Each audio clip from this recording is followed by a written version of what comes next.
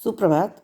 कक्षा 10 के बच्चों, ये हिंदी विषय की कक्षा है और हिंदी विषय में पिछली कक्षा में हम लोगों ने गद्य की विधाएं उसमें आलोचना, नाटक, एकांकी, जीवनी और आत्मकथा इनका अध्ययन किया था।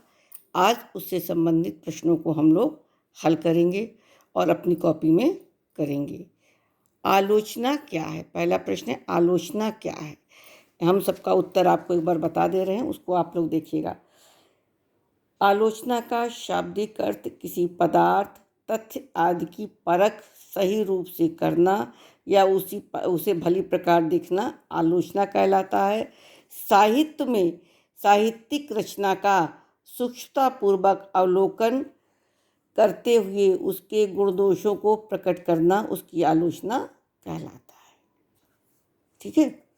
अगला प्रश्न है, प्रमुख आलोचक लेखक, उनकी रचना का नाम लिखिए। देखिए, प्रमुख आलोचक लेखक जो हैं ये आपके हैं मिश्र बंधु, इन्होंने हिंदी नवरत्न लिखा है। फिर बाबू श्याम सुंदर दास ने अपनी पुस्तक साहित्य आलोचना में साहित्य सिद्धांतों को लिखा है। पद्मलाल पुन्नालाल बख्शी ने विश्व साहित्य इन्होंने करा है।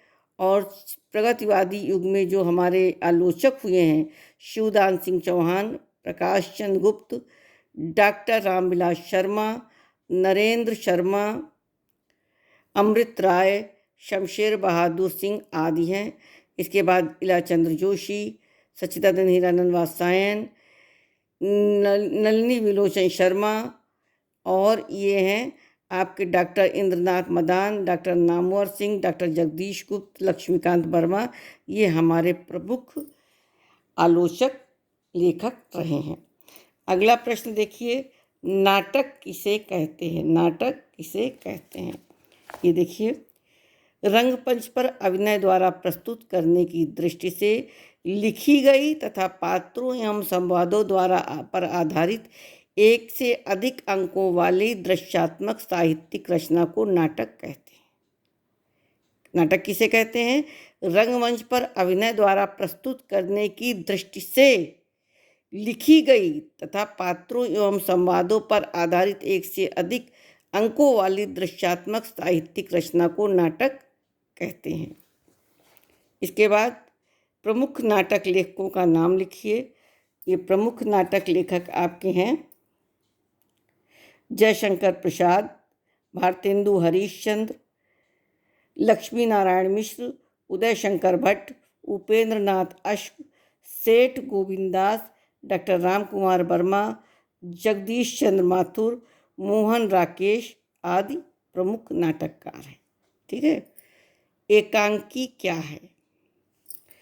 नाटक का एक महत्वपूर्ण रूप एकांकी है। एकांकी किसी एक महत्वपूर्ण घटना, परिस्थिति या समस्या को आधार बनाकर लिखा जाता है। उसकी समाप्ति एक ही अंक में उस घटना पे चरम सीमा पर हो जाती है। ठीक है।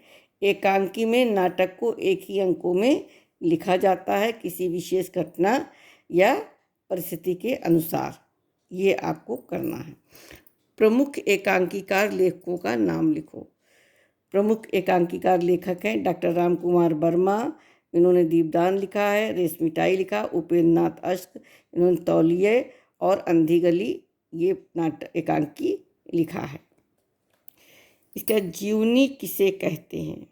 देखिए, ये जो है जिसमें किसी महापुरुष या विख्यात व्यक्ति के जीवन की घटनाओं, उसके कार्यकलापों तथा अन्य गुणों का आत्मीयता, औपचारिकता तथा गंभीरता से व्यवस्थित रूप से वर्णन किया जाता है, उसे जीवनी कहते हैं।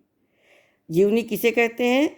कि जिसमें किसी महापुरुष या विख्यात व्यक्ति के जीवन की घटनाओं, उसके कार्यकलापों तथा अन्य गुणों का आत्मीयता, औपचारिकता तथा गंभीरता से व्यवस्थित रूप से वर्णन किया जाता है, उसे क्या जीवनी कहते हैं।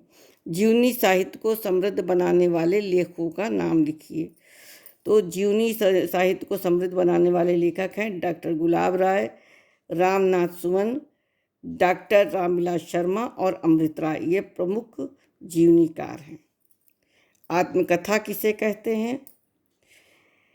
लेखक जिसमें लेखक स्वयं अपने जीवन की कथा को पाठकों के समक्ष प्रस्तुत करता है या आत्मीयता के साथ रखता है, वह संस्मरण आत्मक होता है और उसे क्या कहते हैं? आत्मकथा कहते हैं। जिसमें लेखक अपने जीवन से संबंधित किसी घटना या संस्मरण को पाठक के सामने रखता है, उसे आत्मकथा कहते हैं। प्रमुख आत्मकथा लेखकों का नाम लिखिए। देखिए, प्रमुख आत्मकथा लेखक कौन कौन हैं?